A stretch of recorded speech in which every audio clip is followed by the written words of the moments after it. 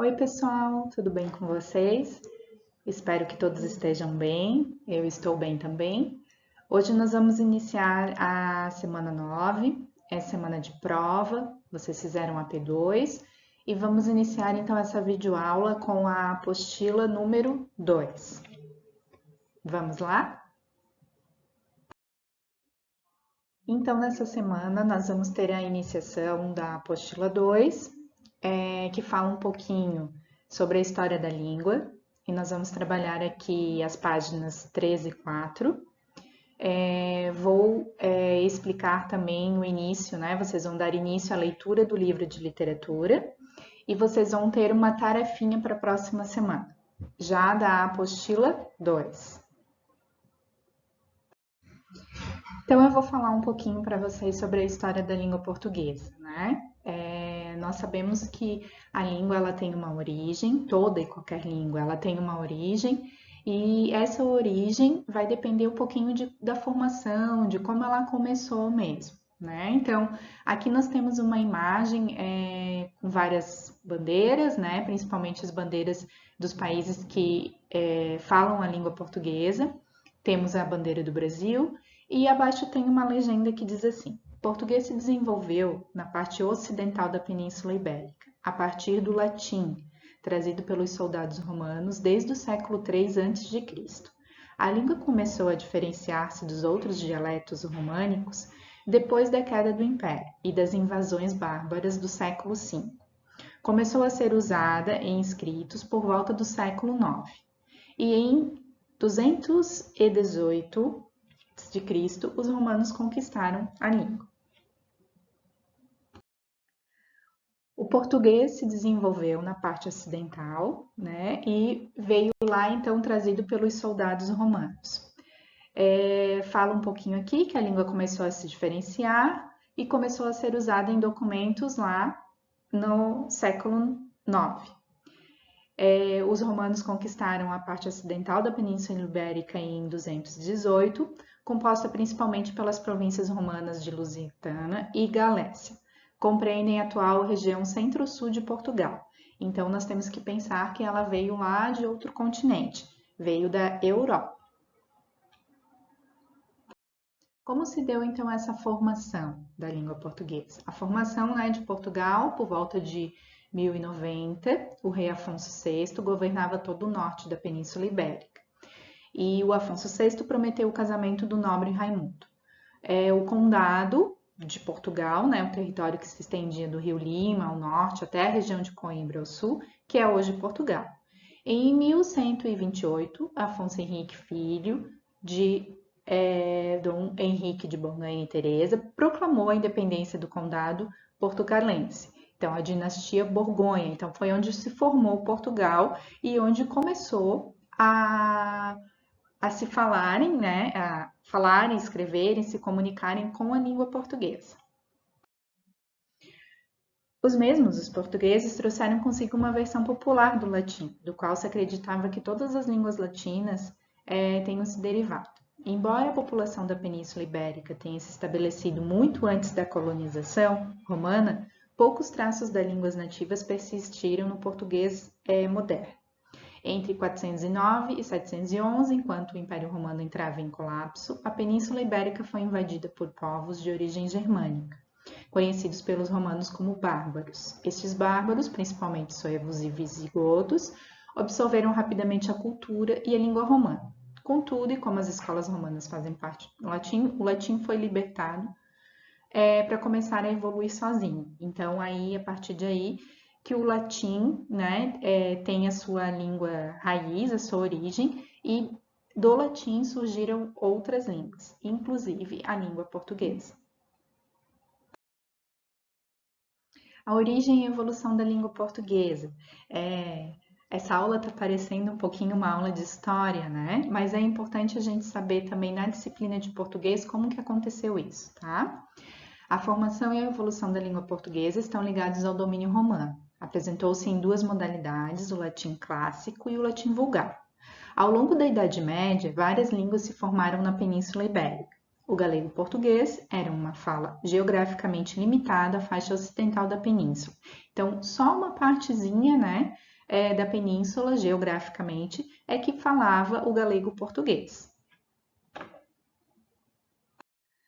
Isso se dava porque cada tribo bárbara falava o latim de uma maneira diferente. A uniformidade da península rompeu-se, levando à formação de línguas bem diferentes, galaico-português ou português medieval, espanhol e catalão. Acredita-se em particular que os suevos sejam responsáveis pela diferenciação linguística dos portugueses e galegos quando comparados aos castelhanos. As línguas germânicas influenciaram particularmente o português em palavras ligadas ao contexto das guerras. Então aqui a gente consegue perceber um pouquinho como que aconteceu essa evolução e essa formação da língua portuguesa ainda lá em Portugal, na Europa. As fases históricas na evolução do português. A fase do português arcaico. Arcaico é aquela palavrinha antiga, velha. Estendeu-se do século XII ao século XVI. Fase do português moderno, que teve início no século XVI.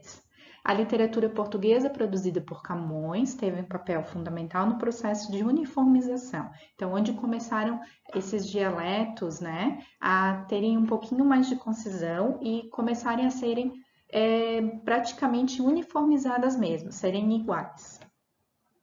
Aí é uma fotinho do Luiz Vaz de Camões, um poeta muito famoso, um escritor muito famoso português. Nós vamos trabalhar ainda com ele mais para frente, no nono ano, primeiro ano do ensino médio. Mas vocês já vão conhecer, pelo menos já vão ter ouvido falar dele, se é que já não ouviram. A configuração atual da língua foi largamente influenciada por dialetos moçárabes falados no sul da Lusitânia. Por bastante tempo, o dialeto latino dessa província romana e depois do Reino Suevo desenvolveu-se apenas como uma língua falada, ficando o latim reservado para a língua escrita. O mais antigo documento latino-português é chamado de Doação à Igreja de Sozeiro. Encontra-se num arquivo nacional da Torre de Tombo e é datado do ano de 870 depois de Cristo. Então essas informações aqui tem a fonte ali da onde foi pesquisado. Essas informações são a base, a origem da língua portuguesa lá de Portugal, a língua base, né? Aquela primeira, a primeira mesmo, a primitiva que a gente chama. Que o português do Brasil, aqui o português que nós falamos aqui é um derivado, né? Ele é derivado do português de Portugal, ele não é exatamente igual. Quem já pôde viajar para lá ou quem conhece alguém de português de Portugal, sabe que nós conseguimos nos comunicar, mas tem palavrinhas bem diferentes. Pessoal, peguem então a apostila 2.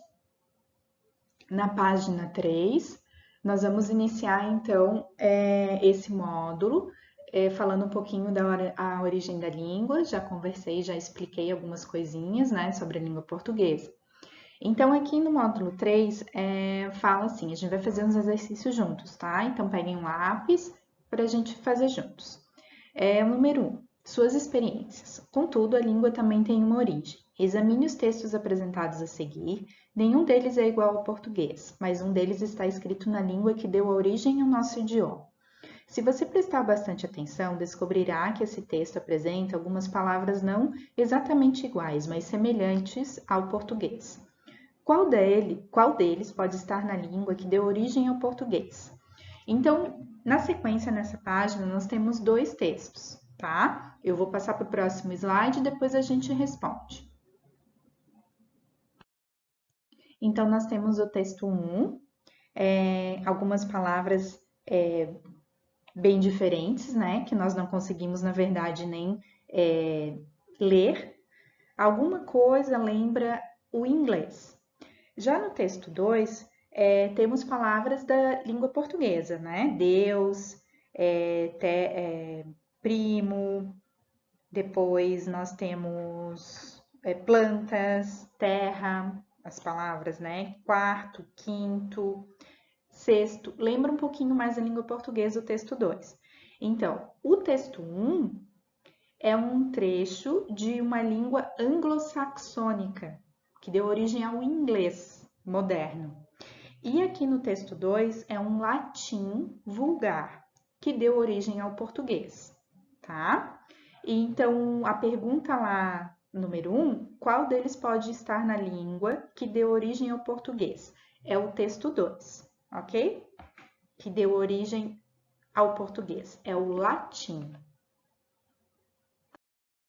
Já na página 4, a gente tem a questão 2 que diz assim: se você identificou semelhança entre o português e um dos textos, indique as palavras que lhe parecem familiares. Elas se parecem a quais palavras do português?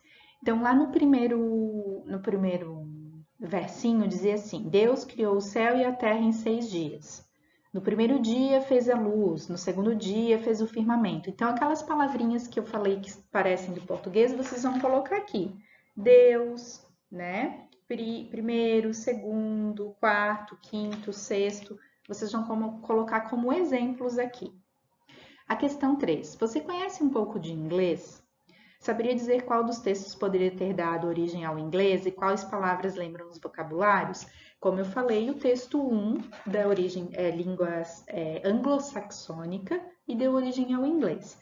Tem palavrinhas ali que lembram um pouquinho o inglês, aí vocês vão procurar no texto 1.